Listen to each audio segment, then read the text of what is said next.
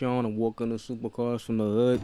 Today we're going to be talking about the hypercars of the 80s. I know the term hypercar didn't exist. The term supercar barely exists in the 80s. So let's start today's episode with the grandfather of all Ferrari hypercars, the Ferrari 288 GTO, which was a homologated version of the 308 GTB.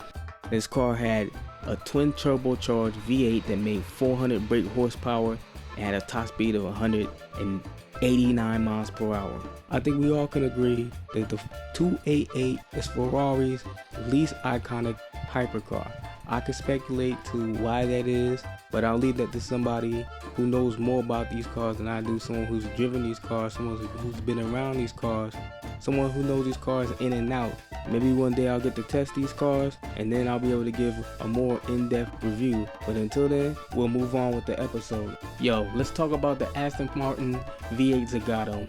This Aston Martin is a second collaboration between Aston Martin and Italian designer Zagato after the DB4 GT Zagato. This car is a front engine, rear-wheel drive, 5-speed manual with 435 horsepower, 396 pound-foot of torque, and a top speed of 186 miles per hour. This is the rarest car on today's episode with only 85 built. But what I really want to talk about is the exterior styling. I don't like it. It's just too simplistic for me.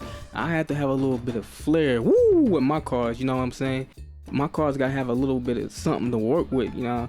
When people see it, I need them to turn and almost break their damn necks when I'm whipping the thing. This is just not that for me. It's just too understated. I mean, I guess that's what they were going for. If it's, you know, an understatement, you can drive around and not have people asking you, oh, what's that? Every time you pull up in a gas station or pull up to park.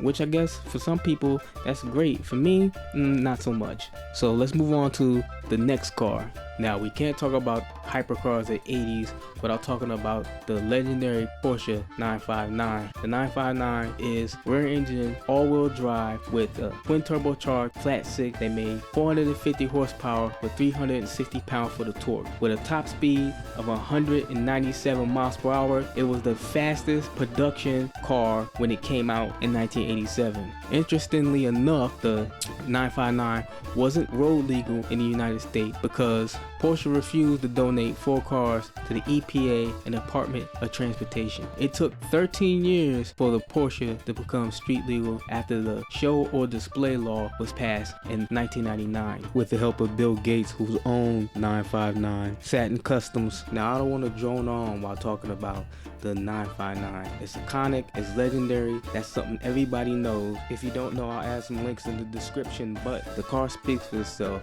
so you don't need somebody like me to tell you that. So let's move on to the final car for today. Amazingly, we have another iconic hypercar from the 80s, the Ferrari F40. The F40 was the last Ferrari personally approved by Enzo Ferrari and was created to celebrate Ferrari's 40th anniversary. The F40 had a twin turbocharged V8 that made 471 horsepower with a claimed top speed of 200 miles per hour.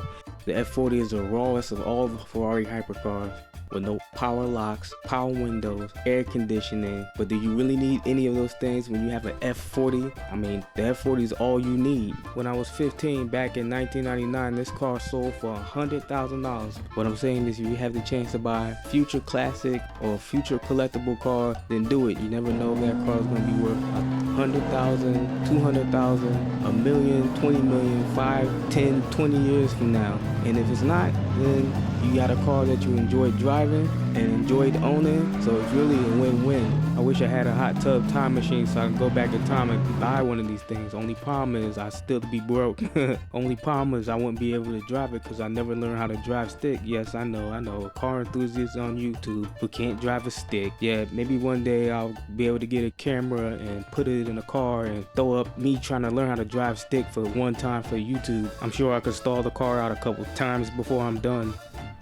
Now, here's a part of the episode I'm sure nobody was waiting for.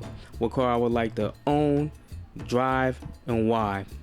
The car I like to own is a toss-up between the F40 and the 959 for obvious reasons. Both iconic cars, both excellent cars.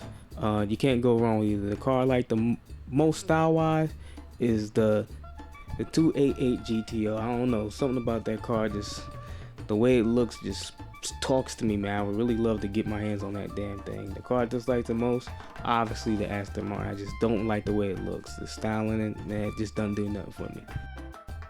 With that said, it's time to bring this episode to a close.